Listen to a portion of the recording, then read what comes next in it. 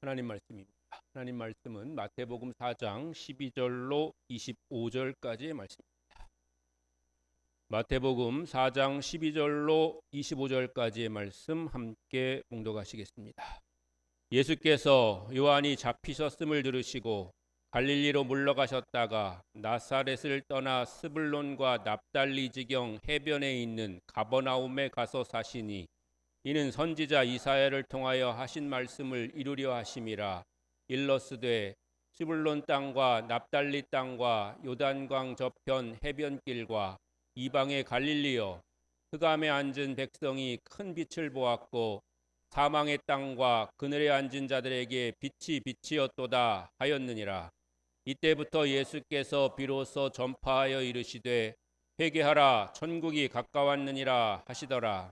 갈릴리 해변에 다니시다가 두 형제 곧 베드로라 하는 시몬과 그의 형제 안드레가 바다에 금을 던지는 것을 보시니 그들은 어부라. 말씀하시되 나를 따라오라. 내가 너희를 사람을 낚는 어부가 되게 하리라 하시니 그들이 곧 그물을 버려두고 예수를 따르니라. 거기서 더 가시다가 다른 두 형제 곧 세베대의 아들 야고보와 그의 형제 요한이 그의 아버지 세베대와 함께 배에서 그물 깁는 것을 보시고 부르시니 그들이 곧 배와 아버지를 버려두고 예수를 따르니라. 예수께서 온 갈릴리에 두루 다니시니 그들의 회당에서 가르치시며 천국 복음을 전파하시며 백성 중에 모든 병과 모든 악한 것을 고치시니 그의 소문이 온 수리아에 퍼진지라. 사람들이 모든 앓는 자 곧 각종 병에 걸려서 고통당하는 자, 귀신 들린 자, 간질하는 자, 중풍병자들을 데려오니 그들을 고치시더라. 갈릴리와 데가볼리와 예루살렘과 유다와 요단강 건너편에서 수많은 무리가 따르니라. 아멘. 지난 주간 우리는 한 주간 동안에 평신도 주간으로 그렇게 지켰습니다. 저는 평신도라는 말 자체가 아주 좋은 표현이라고 생각하지 않습니다. 왜냐하면 평신도일 때의 평이라는 것은 평범하다는 그런 말의 뜻이고, 평범하다는 말의 뜻 가운데는 뭔가 특별한 또 다른 게 있다는 그런 의미가 있는 건데, 하나님 안에서 우리는 모두가 다 하나같이 주님의 은혜 가운데서 주님께 부름받은 하나님의 성도들인 것이죠. 누가 또 특별하고 누가 평범하고 그런 건 없습니다. 우리 모두가 하나님 앞에서 신자로 성도로 부름받은 것이고 각자에게 주신 부름의 사역이 다를 뿐입니다. 그래서 저는 근본적으로 우리 모두가 성도이기 때문에 각자의 직분 뒤에 성도를 붙여서 부르는 것이 맞다고 생각합니다. 목사 성도고요, 장로 성도고, 권사 성도고, 집사 성도 같지만 물론 실제로 그렇게 부르지 않고 그렇게 부르는 것이 번거롭지만 여러분 왜 제가 그렇게 불러야 된다고 하는지 그 의미는 아마 다 아실 겁니다. 그럼에도 불구하고 평신도 주일은 매우 의미 있다고 생각을 하고요. 특별히 우리 교회가 전통적으로 평신도 주간을 보내는 방법은 더욱더 의미 있다고 평가할 수가 있습니다. 지난 한 주간 동안 장로님들을 비롯한 평신도들이 주간에서 예배도 인도하고 설교도 하는 그런 특별한 시간을 가졌습니다. 한 분 한 분 섬기는 그런 모든 섬김이 귀하고 특별했습니다. 특히 설교들을 제가 이렇게 쭉 들어보면서 모든 설교들이 마치 하나의 설교처럼 잘 어우러졌습니다.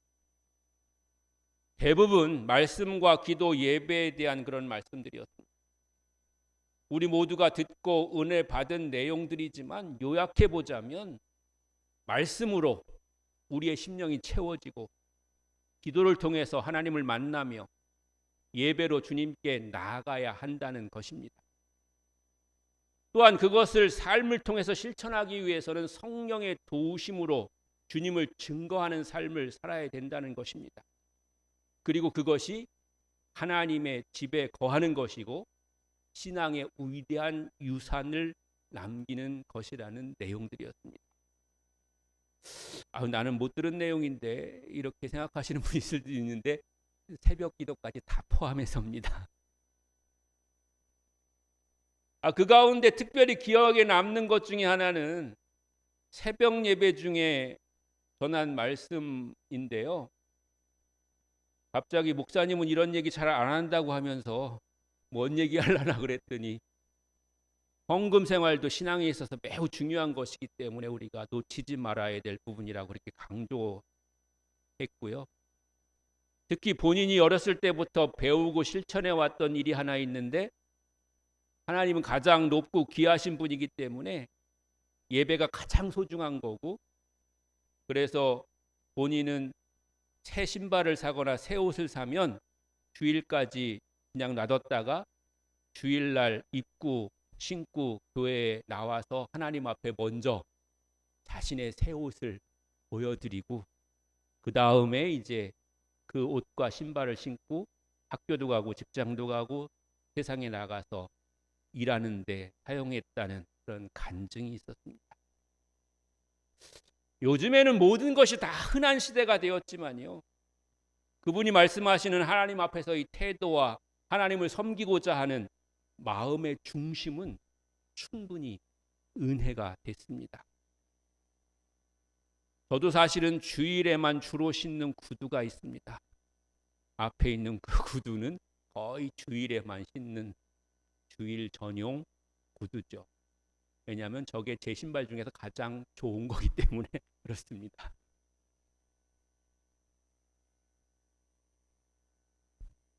아무튼 저도 설교 준비와 또 부담에서 자유한 시간들을 보냈고, 또 장로님들의 설교를 들으면서 다시 한번 목회의 소중함을 깨닫는 그런 시간이었습니다.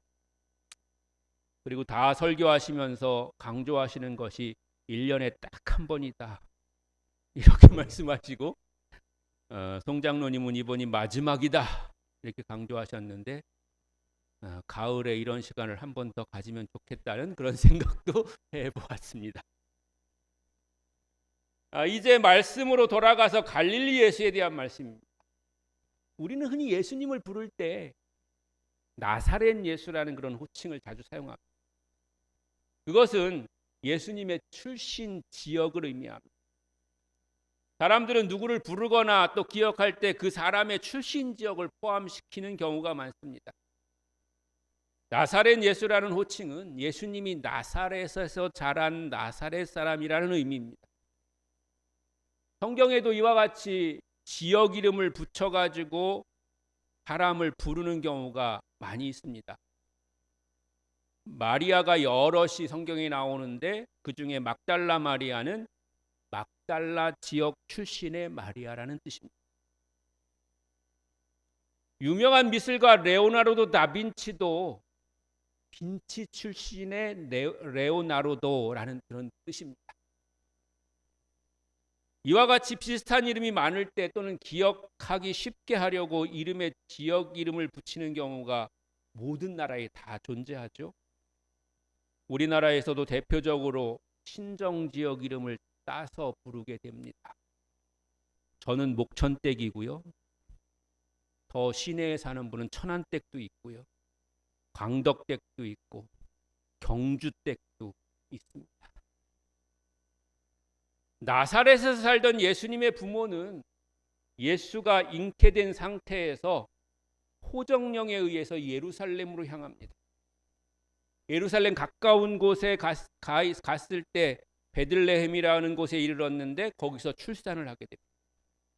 그래서 예수님의 출생지는 베들레헴입니다. 그런데 헤롯이 아이들을 죽이려고 하는 계획 때문에 애굽으로 피난 가야 됐고요. 그 위험이 사라진 후에 다시 고향인 나사렛으로 돌아올 수 있었습니다.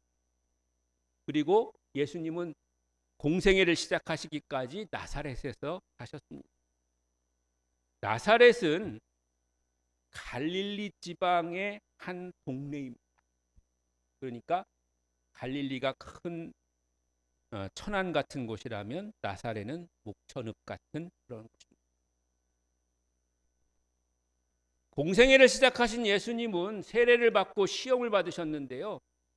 그 후 본격적으로 공생애 활동을 하신 곳도 바로 갈릴리 호숫가입니다. 13절에서 16절 같이 다시 한번 읽어보시면요.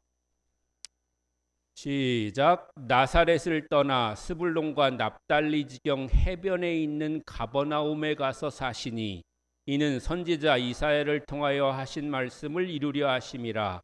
일러스되 스불론 땅과 납달리 땅과 요단강 저편 해변길과 이방의 갈릴리여, 흑암에 앉은 백성이 큰 빛을 보았고 사망의 땅과 그늘에 앉은 자들에게 빛이 빛이었도다 하였느니라.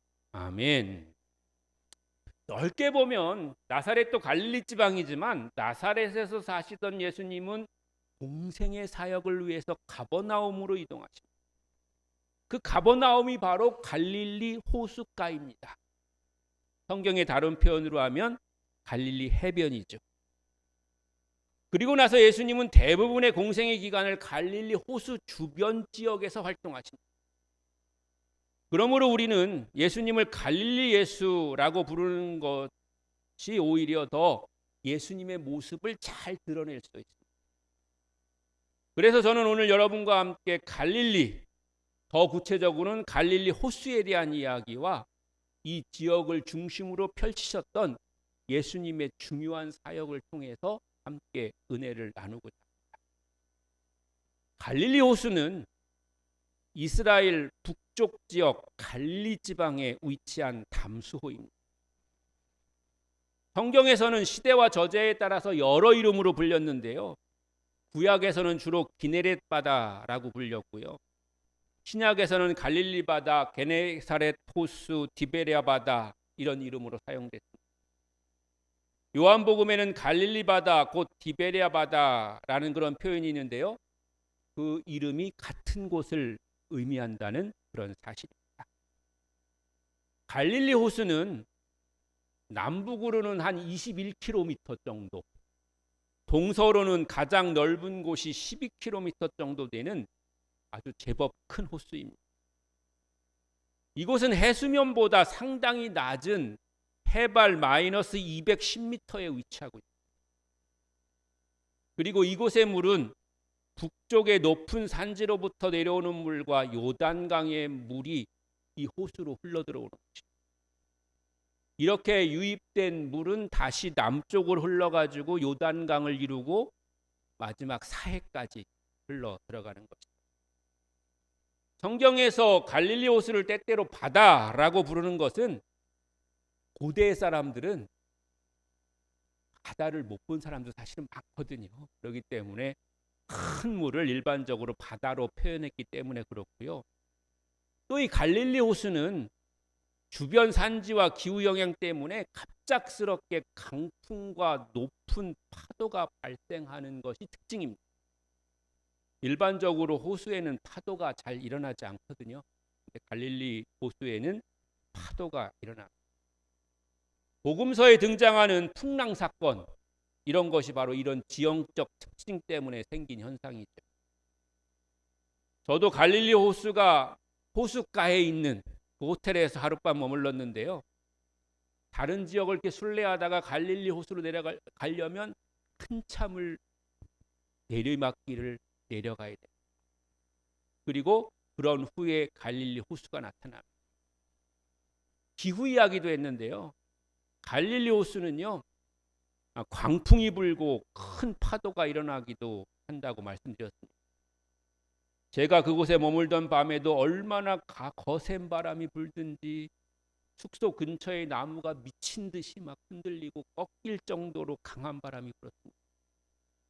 그래서 이 정도면 뭐 다음날 갈릴리 호수에서 배를 타지 못할 거다 생각했는데, 다음날이 되니까 또 언제 그랬냐는 듯이 맑은 호수, 맑은 날씨, 잔잔한 호수, 이렇게 기후가 또 확 바뀌어 있습니다. 그래서 다행히도 저는 배를 타고 호수를 한 바퀴 돌면서 베드로와 제자들의 마음을 생각할 수가 있었습니다. 이처럼 이 험한 특성을 가진 이 갈릴리 호수는요, 그럼에도 불구하고 경제적 가치가 있는 호수였습니다. 특히 북쪽에서부터 서쪽으로 돌아가는 지역에 많은 사람들이 거주하고 있었고요. 어업과 상업이 발달했습니다. 성경에 나오는 베세다, 가버나움, 막달라, 디베랴 이런 지역이 바로 북쪽에서 서쪽으로 이어지는 그런 방향에 있는 지역들입니다. 바로 여기가 공생애를 시작하신 예수님의 활동 무대였던 거죠. 반면에 동쪽은 비교적 급한 경사와 이방 문화의 영향을 받은 지역들이 자리잡고 있었고요. 성경에 나오는 지명으로는 거라사가 대표적인 지역. 그래서 여러분 기억하시겠지만 귀신 들린 사람의 귀신이 돼지떼에게 들어가서 돼지들이 산비탈을 달려 바다에 빠졌다는 그런 표현이 바로 그 험한 지형을 표현한 그런 표현입니다. 이와 같이 갈릴리 호수는 유대 지역과 이방 지역, 또 농촌과 도시, 가난한 어부와 부유한 자본이 서로 만나는 그런 삶의 현장인 것입니다. 그런데 또 한 가지 특징은 갈릴리가 예루살렘과 유다 지역에서 볼 때는 북쪽 아주 먼 곳에 있는 변방으로 인식됐다는 거죠. 지방인 거죠. 예루살렘은 성전과 제사장 제도 또 율법 교육의 중심지였지만 갈릴리는 정치적으로나 종교적으로나 멀리 떨어져 있는 그런 소외된 지역이었던 거죠. 역사적으로 여러 민족과 문화가 오고 갔기 때문에 이방의 영향을 받은 그런 지역으로 평가되기도 했습니다. 15절 말씀에 보면 이방의 갈릴리여라는 표현이 나오는데요. 이 갈릴리가 순수성을 잃어버린 그런 혼합된 문화를 가진 그런 지역이라는 그런 의미를 담고 있습니다. 그래서 사람들은 갈릴리 나사렛에서 무슨 선한 것이 날 수 있겠느냐 라는 그런 조롱 섞인 말로 이 지역 사람들을 평가하기도 했습니다. 그러니까 예루살렘에 예수님이 들어가셨을 때 예수님을 막 소외시키고 또 예수님을 보잘것없는 사람으로 취급하고 했던 그런 것들이 바로 이런 문화적 배경이 있는 겁니다. 너 갈릴리 사람이야? 네가 뭐 배운 게 있다고, 또 네가 무슨 뭐 아는 게 그렇게 많다고, 뭐 사람들 모아놓고 얘기하고, 또 더군다나 천국에 대해서 하나님에 대해서 네가 말할 자격이나 있어? 뭐 이런 의미를 가지고 있는 거죠. 갈릴리의 많은 주민들은 농업과 어업에 종사했고요. 제자들의 그런 직업이 어부인 것이 바로 그런 이유 때문인 거죠. 그런데 이 갈릴리 사람들이 그렇게 소외되어 살아서 어려움을 겪었지만 그런 어려움만 있었던 게 아니고요. 로마 제국의 통치 아래서 또 벌이는 어느 정도 되니까 세금을 어마무시하게 내야 되는 그런 경제적인 고통까지도 겪었던 그런 사람들인 거죠. 그러니까 여기에 대해서 예수님께서 하나님 나라가 가까이 왔다라고 선포하신 말씀은 그냥 마음이라 좀 편히 갖고 살아 라는 그런 약속의 말씀이 아닙니다. 이제 하나님께서 여러분의 고된 일상과 삶의 어려움들까지도 붙잡으시고 보호하시고 인도하실 것이라고 하는 참된 왕으로 오시는 예수님에 대한 소망을 선포하고 계신 줄로 믿습니다. 갈릴리 호숫가에 가보면 어느 때는 물결이 잔잔해서 마치 맑은 거울처럼 보입니다. 그러나 지형과 바람의 영향으로 갑자기 무서운 폭풍이 몰아치기도 하는 그런 예측 불가능한 곳인 거죠. 그런 갈릴리 호수가 예수님과 제자들에게는 생계를 위한 치열한 일터였고 또한 복음의 근거지였던 것. 그러나 예수님을 만난 제자들은 더 이상 그곳이 생업으로 위한 현장만이 아니었던 거죠. 주님의 부르심을 받고 거친 풍랑 속에서 믿음을 배웠고 빈 그물이 가득 차는 은혜를 경험했고 그리고 처절하게 실패한 후에 다시 부르시는 하나님 앞에 나아갈 수 있는 그런 근거지가 바로 갈릴리였다고 하는 거죠. 사랑하는 성도 여러분, 여러분이 살아가는 여러분의 삶의 현장 속에서 갈릴리는 어디입니까?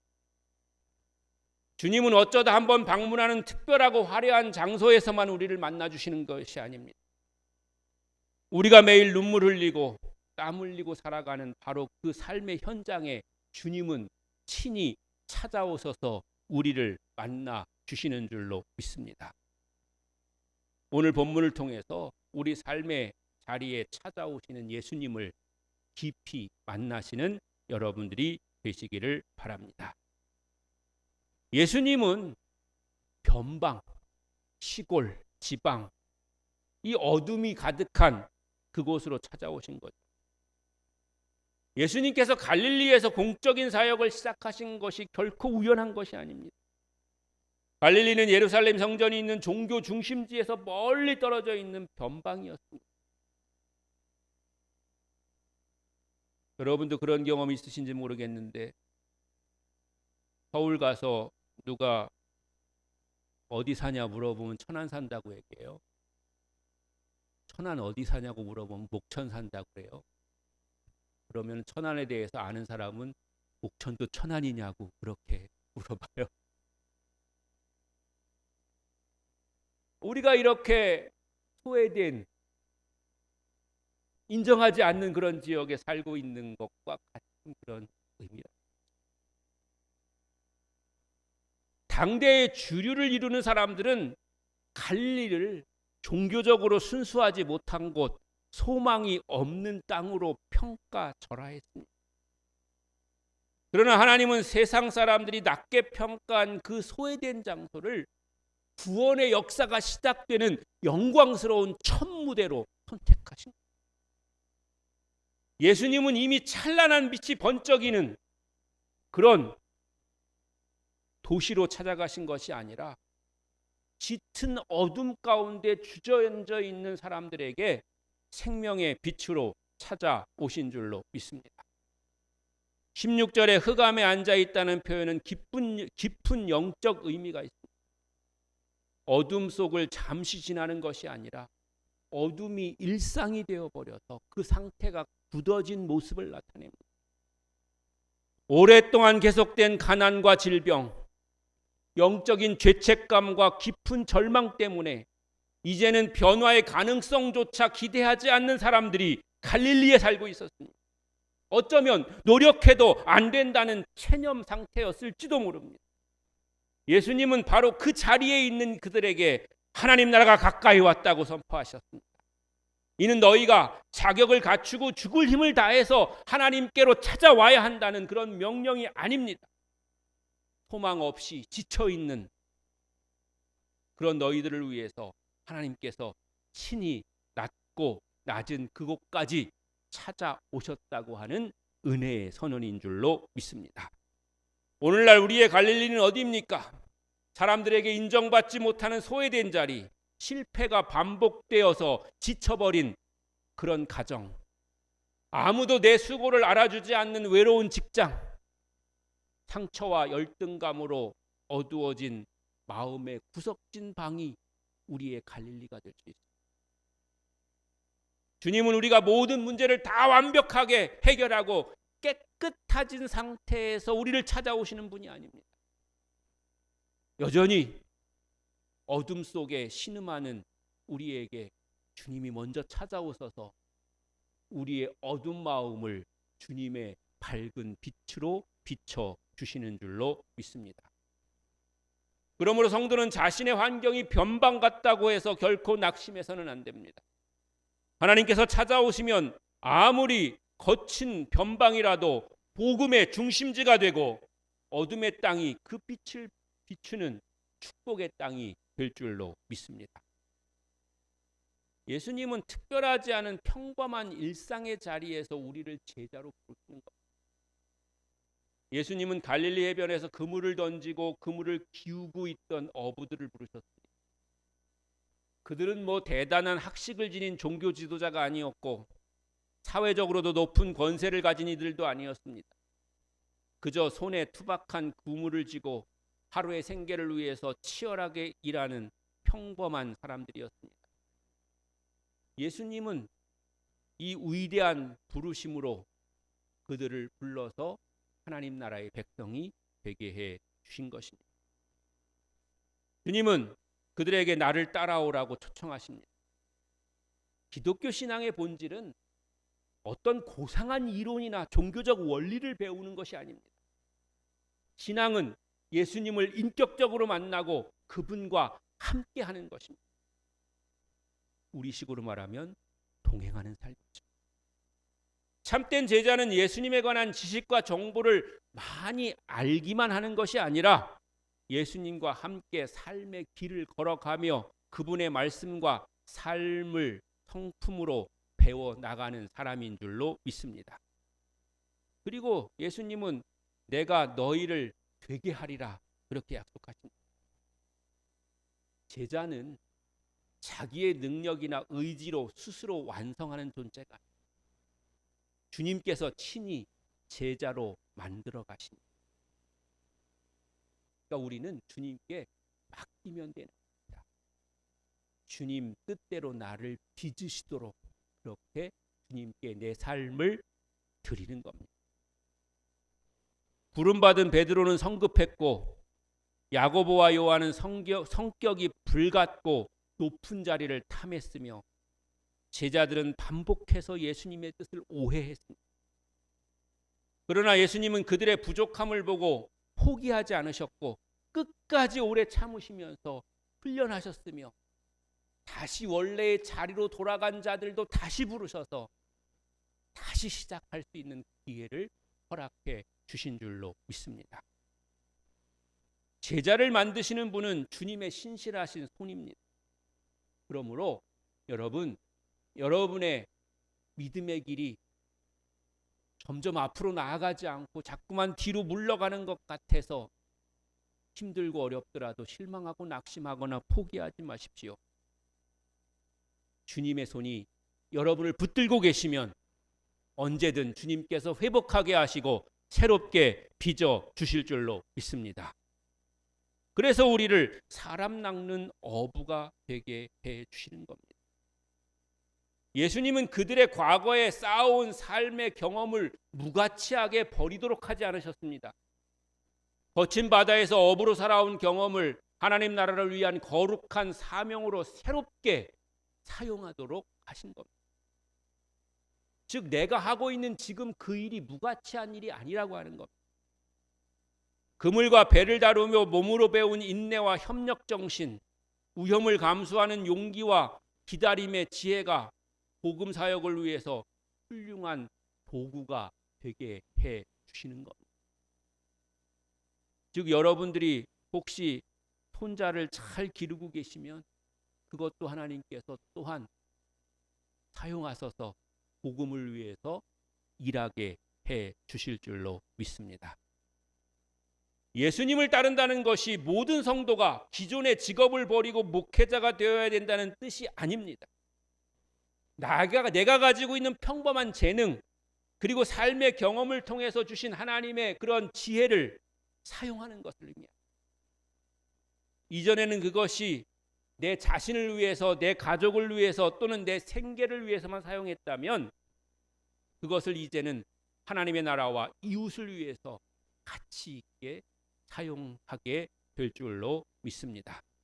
그러므로 우리가 서 있는 직장은 단순히 돈을 버는 생계 수단을 넘어서 그곳이 거룩한 일터이고 선교지가 되어야 할 줄로 믿습니다. 가정은 단순히 잠을 자고 밥을 먹는 공간이 아니라 서로 믿음과 용서를 구체적으로 배우는 제자 훈련의 자리가 됩니다. 사실 생각해 보면 온전한 제자가 되는 가장 중요한 공간은 가정인 것 같아요. 교회에 와서 제자 훈련하고 배워서 실습하고 그런 거는 얼마든지 할 수 있을 것 같아요.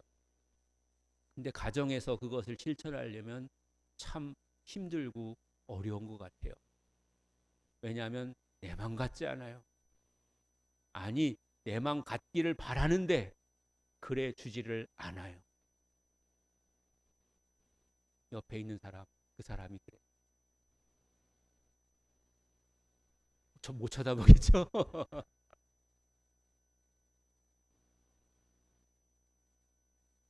그러므로 우리는 우리가 그렇게 변화되어 가는 과정을 통해서 하나님을 닮아가고 하나님의 뜻을 이루어가게 될 줄로 믿습니다.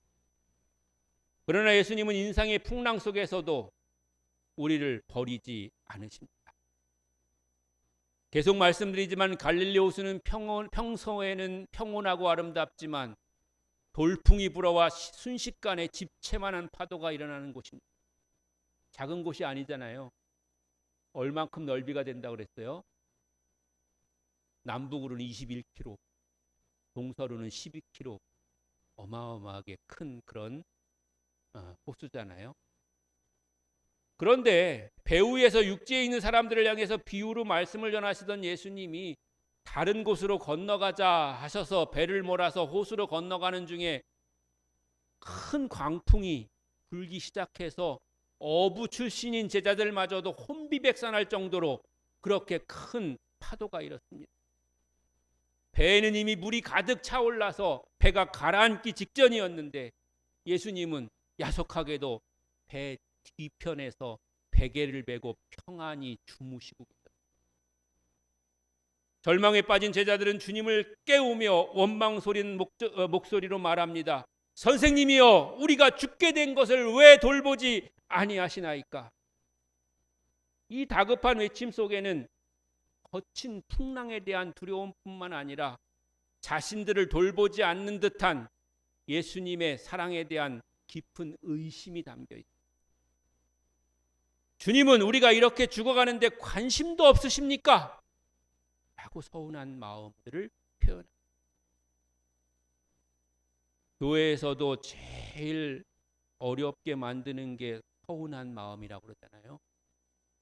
그래서 옛날 어른들은 그걸 섭섭막이라고 부르고 그랬는데, 사회에서는 별것도 아닌 일인데 교회에서는 자기를 조금 서운하게 만든 사람이 어마어마하게 서운하게 느껴지는 거예요. 왜냐하면 물론 그만큼 기대가 있기 때문이기도 하겠죠. 그러나 그 정도는 또 충분히 이길 만한 그런 위치와 연조에 있는데도 불구하고 그게 서운하게 느껴지는 것도 또한 사실입니다.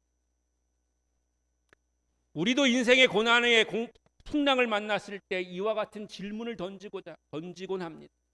간절히 기도해도 문제가 해결되지 않을 때, 또 고칠 수 없는 질병으로 고통받을 때, 경제적인 어려움에 끝이 보이지 않고 계속될 때, 자녀의 문제나 깨어진 관계가 풀리지 않을 때 우리는 그게 주님의 침묵이나 무능력이나 무관심으로 오해하고 좌절하고, 또 그것을 알아주지 않는 목사와 성도들의 그런 주변 사람들의 그런 모습에 대해서 원망하게 되고 우리는 실망하게 됩니다.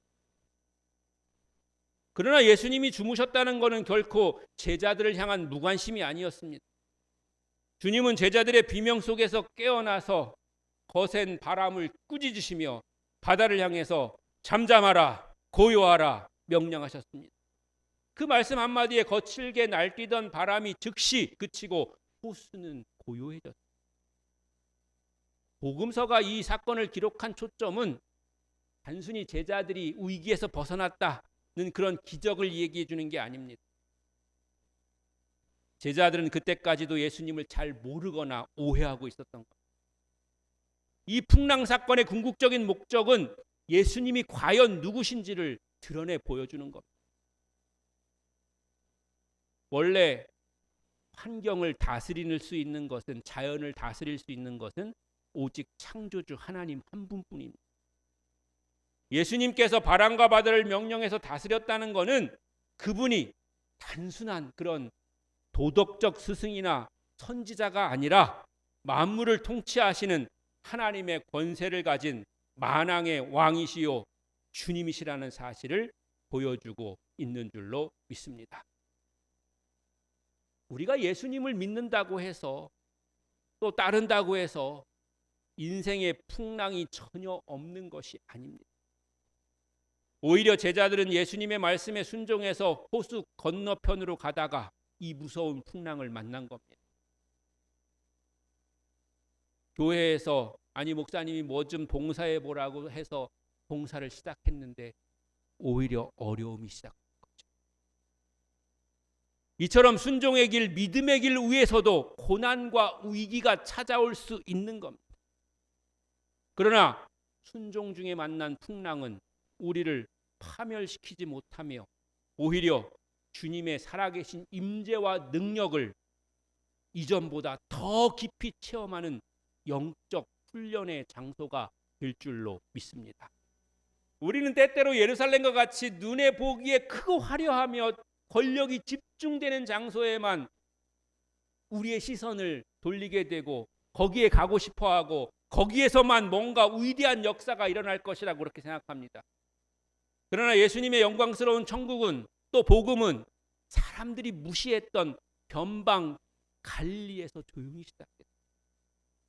세상 사람들이 낮게 평가한 소외된 지역, 평범한 어부들이 땀 흘리며 낡은 그물을 던지던 일상적인 장소, 사나운 풍랑과 뼈아픈 실패가 일상처럼 반복되던 그 호숫가가 바로 하나님의 위대한 구원의 역사가 찬란하게 펼쳐지는 영광의 무대가 된 줄로 믿습니다.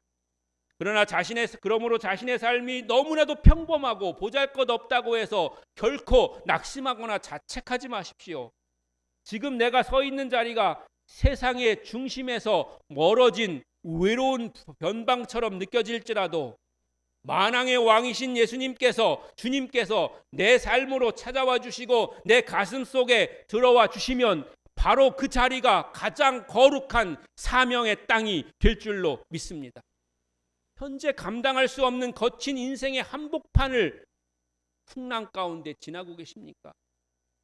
파도의 크기를 보며 떨지 말고 내 배 안에 함께 계시는 전능하신 주님을 바라보십시오. 밤새 수고했으나 빈 그물만 남아 무력감에 울고 있습니까? 내 경험을 내려놓고 주님의 말씀을 의지해서 깊은 곳에 다시 믿음의 그물을 던지십시오. 주님을 멀리 떠나서 실패했고 심각한 죄를 지어서 주님을 뵐 면목이 없다고 느껴지십니까? 갈릴리 호숫가에서 밤새 허탕을 치고 돌아온 제자들을 위해서 따뜻한 숯불을 피워놓고 생선을 구우며 조용히 기다려주신 사랑의 예수님을 기억하시기를 바랍니다. 언젠가 저와 여러분이 갈릴리 호수에 가서 베드로 고기를 한번 같이 구워 먹는 날이 오기를 바랍니다. 호숫가의 식당에 가면 베드로 고기 팔거든요. 생선. 실지는 아니라는 말이 있습니다만은 아무튼 간에 그렇게 명명되어진 고기가 있습니다. 주님은 오늘 우리의 마음의 문을 두들기시면서 각자의 영혼을 향해서 우리에게 말씀하십니다. 나를 따라오라. 어찌해서 무서워하느냐? 내가 너를 사랑하느니라. 내 양을 먹이라. 이런 모든 말씀들이 다 갈릴리 호수에서 주신 말씀입니다.